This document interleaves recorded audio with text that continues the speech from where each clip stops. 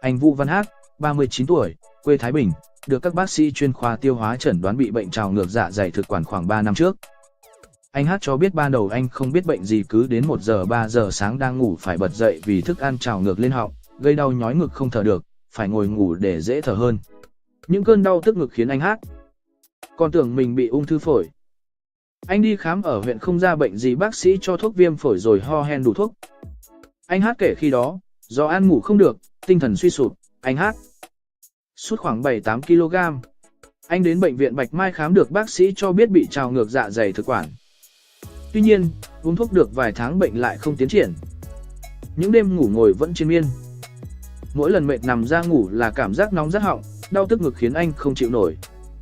Cũng giống anh Hát, trường hợp bà Nguyễn Thị TH, 62 tuổi, quê Phú Thọ. Bà TH cho biết mình bị trào ngược dạ dày thực quản 7 năm nay. Ban đầu là cảm giác nóng rát ở họng vào ban đêm và dần bệnh nặng hơn khiến bà không ngủ được. Cứ khoảng 12 giờ tối là bà phải ngồi dậy đi quanh nhà, nếu nằm xuống là đau tức ngực không thở nổi. Việc ăn uống cũng trở nên khó khăn hơn do nuốt nghẹn. Bà TH kể mỗi lần đi khám lấy thuốc uống được một thời gian ngắn là bệnh lại tái phát khiến bà thấy mệt mỏi, chán nản. Theo bác sĩ Đào Việt Hằng tại Trung tâm Nội soi của Bệnh viện Đại học Y, bác sĩ gặp rất nhiều bệnh nhân bị trào ngược dạ dày thực quản. Thức ăn và dịch vị từ dạ dày đi lên thực quản gây nên triệu chứng hoặc biến chứng tại thực quản gọi là trào ngược dạ dày thực quản. Nguyên nhân của hiện tượng trào ngược về đêm là do khi nằm ngủ, ở một số người, dịch dạ dày bài tiết nhiều hơn, có thể kết hợp thêm với rối loạn nhu động của dạ dày thực quản khiến dịch vị dễ dàng bị đẩy lên thực quản, gây ra phản ứng ho, đau rát, thậm chí ngưng thở khi ngủ.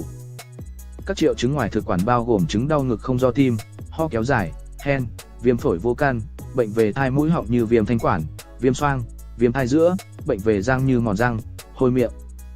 Bác sĩ Hằng cho biết đây là bệnh lý tiêu hóa phổ biến và việc điều trị còn khó khăn do thái đi thái lại nhiều lần. Nếu trào ngược thực quản không biết và điều trị tích cực, bệnh sẽ gây ra nhiều biến chứng nguy hiểm, thậm chí là ung thư thực quản. Đặc biệt, trào ngược thực quản gây ra biến chứng bà ghẹt thực quản là tình trạng bất thường của thực quản và có xu hướng tăng nguy cơ ác tính và được cảnh báo nguy cơ ung thư thực quản. Những người bị trào ngược dạ dày thực quản nếu không điều trị tích cực thì dễ dẫn đến ung thư thực quản khi tuổi trên 50. Ở những người cao tuổi, trẻ em bị trào ngược thực quản dễ dẫn tới nguy cơ viêm phổi do dịch trào ngược gây ra. Khi bị trào ngược thực quản, nếu điều trị nội khoa mà bệnh không tiến triển, bác sĩ sẽ cân nhắc điều trị phẫu thuật. Với những bệnh nhân về ban đêm bị trào ngược thực quản gây khó chịu, bệnh nhân nên ăn ruột bánh mì để hút axit trào ngược giúp bệnh nhân dễ chịu hơn.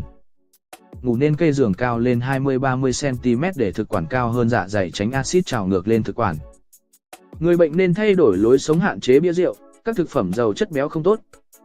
Khi có dấu hiệu hôi miệng, hỏng men răng, ợ chua, ợ nóng, buồn nôn, nóng rát ở phía sau xương ức, đau tức ngực, ho hen, người bệnh nên đi khám chuyên khoa tiêu hóa để được chẩn đoán và điều trị bệnh xương.